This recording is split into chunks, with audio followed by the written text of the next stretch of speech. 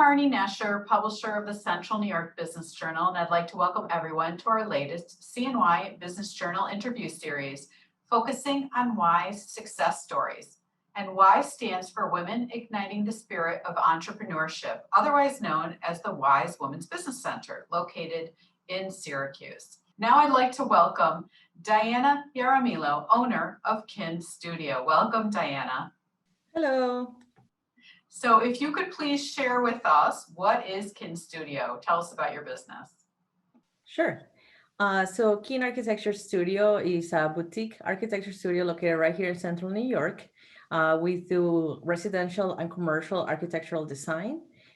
So that's anywhere from doing houses to additions, renovations, to brand new commercial buildings, to additions to buildings and renovations. So we sell homeowners, business owners, entrepreneurs, really Central New York and beyond. So we have clients all over New York State as well. Nice. So what makes you unique to your industry?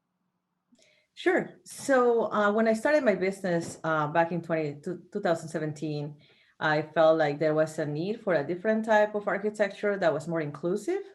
So one of my mantras has always been that I wanted to be an architecture that was inclusive, that included diversity, that was also sustainable.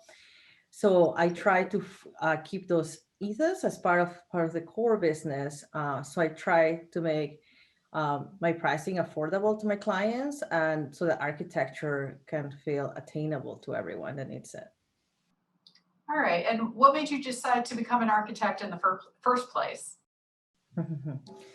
Well, it was a little bit by accident because I wanted to study business administration, but I guess ultimately being a business owner, then that's part of that. But I really enjoyed art and math. And after some unfortunate events at college that prohibited me from going to a different university, I ended up going to OCC. And that's where I was my first encounter with architecture. So I have my first degrees in architectural technology from that community college.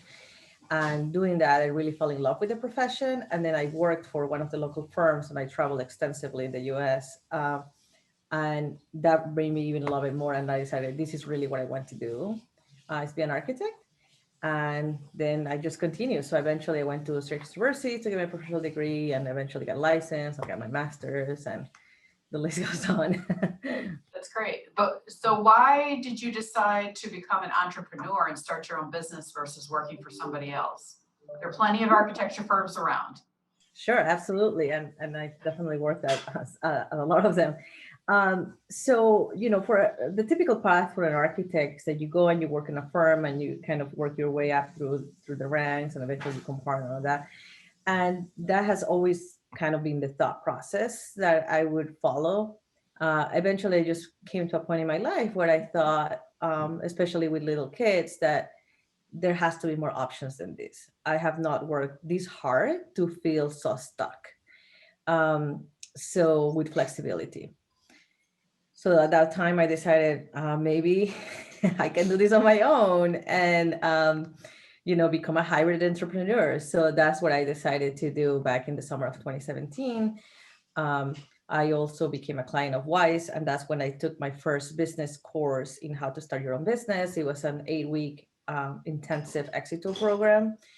And it was really an amazing kind of life-changing experience, because you are in a room, this is pre-COVID, where you could meet with all these women and everybody's trying to start a different business. And really it helps you build your confidence and get rid of that imposter syndrome that, you think you can't do this, but really you can. So tell me about the name of your business. It has a meaning. Absolutely. So it was really tough, actually, to coming out with a name and a brand for the business. Something that I knew from the very beginning is that I did not want my business to be named after me. That's very typical with professional services firms. It could be like Jaramillo Architects or something like that. But I just felt that I knew from the beginning this would have to be a collaborative business, that this would be a collaborative studio where it would never just be me, that I would have consultants to work with. That's the nature of the business. This is a very collaborative business. It's a fallacy that one architect does everything. You have a team of engineers, contractors, that really help put together a building. So I wanted it to be a collaborative studio. So that was at the core of the business. And then I also thought, what is true to my values and what is true to what I want this business to stand for. And a part of me, I felt like I was doing this for my family, but I also wanted my clients to be treated differently and to be treated the same way that I would treat my family. So kin also, kin means family. So that's kind of like our hashtag, kin means family, because I want to be able to treat my collaborators and clients the same way, because their project is my project. So if you're building a house, I'm building a house. We're renovating your business, is my business, right? Like I become so immersed in the process that it has to be that way. That's great. So who would be your ideal client that would use your services? Sure. So my ideal client is someone that really values architecture, that feels that they have a need for high design, that sustainability is at their core of their beliefs. And regardless of their budget, I want them to feel like they can get a high quality professional service that's approachable. Tell me about Wise. You shared that you went to them before you decided to start your business to take one of their classes. How did you even hear about them?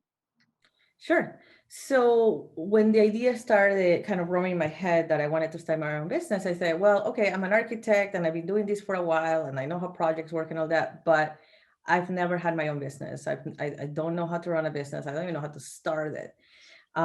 So I thought, well, somebody else does, so maybe I can just learn from them. So education has always been valuable in my life. So I thought maybe I go take a class and learn how to do that. And I attended the Y Symposium. So back in 2015, so 2 years prior to 2017, just because somebody had invited me and they had a free ticket. I was like, okay, I'll go. And at the time I was working at the firms, and I went and I'm like, wow, this place is amazing. This is back in the day, again, pre-COVID. It was at the Carrier Dome. It was like jam-packed and all these sessions and like hundreds of women, and all like either entrepreneurs already or wanting to become entrepreneurs. And it was just, the energy was incredible. And I just remember walking out of there and saying like, wow, these women are amazing, but that's not me.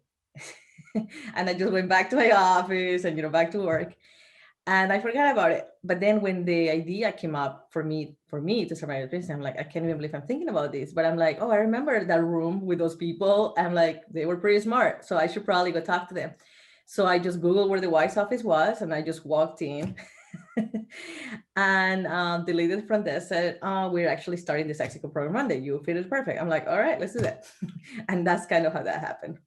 That's great. That's a great story. And I was there in 2015 at the Dome. It was a great conference. Yeah, right? It was my first Energy. one. Yeah. Yeah. What's that? There was a lot of energy in the room, correct? Yes. Yeah. That's awesome. Are you a certified women-owned business and minority-owned business? Yes, absolutely. So one of the things that is really important in our industry is to actually be a certified business for if you are trying to do some public work. But also at the core of my business, since diversity is part of my mission statement, I really wanted to be able to just not say that, but like showcase it that we are actually a certified business. So about 2.5 years ago, I applied for the New York State MWB certification. And I'm happy to say that almost 2 years later, we got it at the beginning of this year. Wow. So the studio is Took a while. certified NWE. Yes, it did take a lot of time. It took a lot of phone calling, a lot of networking. It's kind of crazy what it takes to do that, but Congratulations, though you have it. thank you. Yeah. So if somebody wanted to reach out and be in touch with you, what would be the best way for them to connect? Sure. So we have a website, just like everybody else. Is www.kinstudio.co, co like company. So people can go check out the website, see some of the work that we've done in the past few years. There's a little contact button. You can just click on that. The emails will come right up to me. My cell phone is listed there, so people can just call me. So very approachable. Wonderful. All right, that's wonderful. Thank you so much. I've enjoyed our time together. And thank you everyone for joining us today. I hope you enjoyed the series focusing on our wise women success stories. Please stay up to date daily by checking out our website at CNYBJ.com for news and information regarding the Central New York business community. Thank you.